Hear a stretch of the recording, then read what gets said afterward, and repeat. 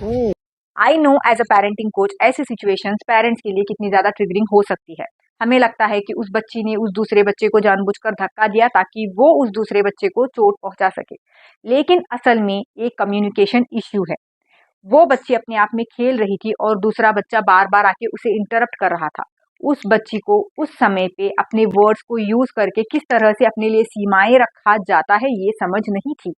तो उस बच्ची ने उसे पुश किया, इस इंटेंशन से नहीं कि वो उसे दुख पहुंचा सके, बल्कि इसलिए कि उसे वर्बल कम्युनिकेशन अभी आती ही नहीं है। ज्यादातर केसेस में पेरेंट्स की इंस्टिंक्ट यही होती है कि वो एक बच्चे पर चिल्लाना शुरू कर देते हैं और कहते हैं कि तुम ऐसा कैसे कर सकती हो, देखो उसे चोट लग गई।